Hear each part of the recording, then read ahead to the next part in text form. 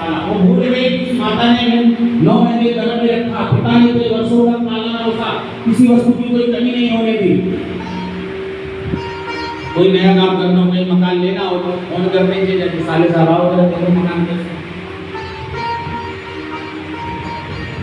अपने भाई को आवश्यकता पड़ गई तो 1 रुपया नहीं देंगे, क्योंकि भाई कौन हो गया? पता नहीं, हमारे यहाँ जो बोलते हैं पट्टीदार। तो अपने भाई को आवश्यकता पड़ी तो 1 रुपया जेब से नहीं निकालेंगे। चालकों को आवश्यकता पड़ गई, साले लोग भेज दे। तो तरुणी भागवत में स्पष्ट बताया है, नारद जी समझा रहे, बोले तरुणी प्रभुता जो है चालकों को दिलाएगा।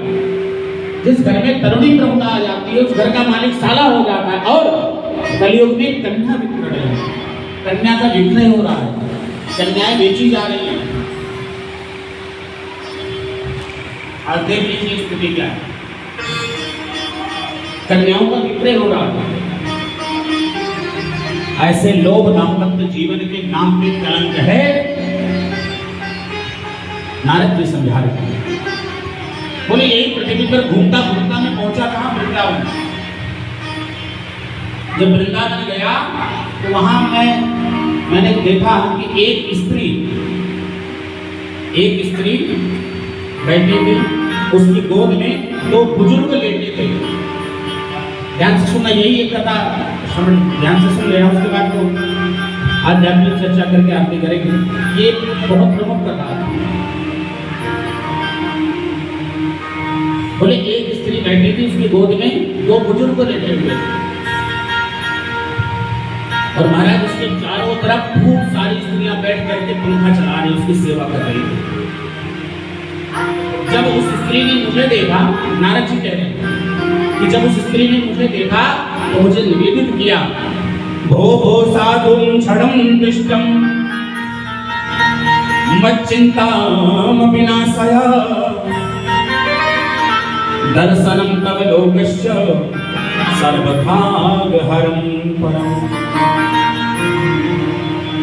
उस स्त्री ने कहा कि भो साधु क्षणं तिष्ठं, हे महात्मा, हे साधु, जरा एक क्षण के लिए रुकिए, मत चिंता में विनाश है, मेरी चिंताओं का हरण करिए।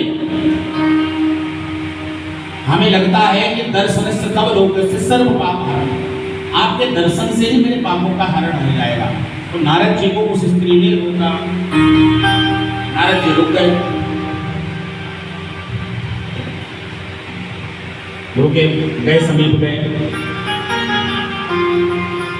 बोले आप कौन हैं?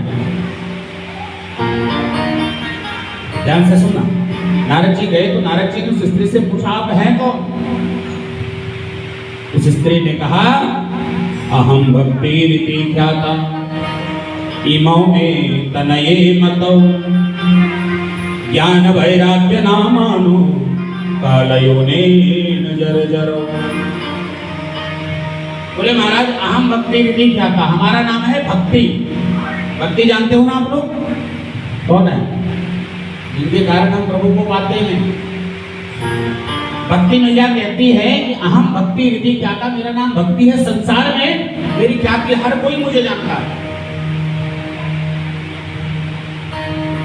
भक्ति की जो सेवा कर रही थी ना स्त्रियां, नारद जी ने देखा कि जो भक्ति की सेवा कर रही है, गंगा यमुना सरस्वती बड़ी बड़ी देवियां भक्ति मैया को चरण डुला रही है, पंखा डुला रही है, सेवा कर रही है, क्योंकि भक्ति को सबको चाहिए हमारा, सबको चाहिए भक्ति।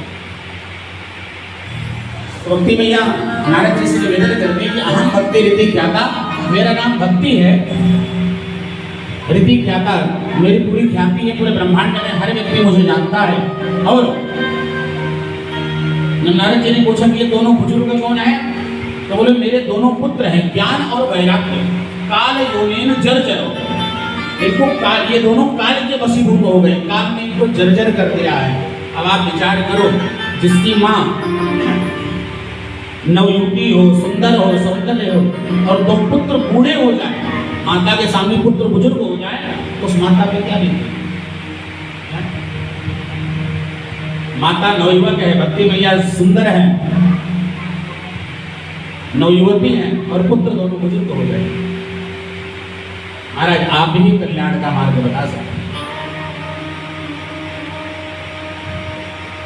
महाराज जी ने पूछा कि आपका जन्म कहाँ हुआ, आप ये वृंदावन तक पहुंची कैसे, पूरा परिचय दीजिए। तो भक्ति में अपना परिचय दे रही है। उत्पन्ना द्रविड़ेशाहं वृद्धिं कर्णाटके गतौ क्वचिन्न महाराष्ट्रे गुर्जरे जीर्णतां गतौ। बोले उत्पन्ना द्रविड़ेशाहं, द्रविड़ देश में मैं उत्पन्न हुई, दक्षिण भारत में। बोले द्रविड़ देश में मैं उत्पन्न हुई और वृद्धि कर्नाटके,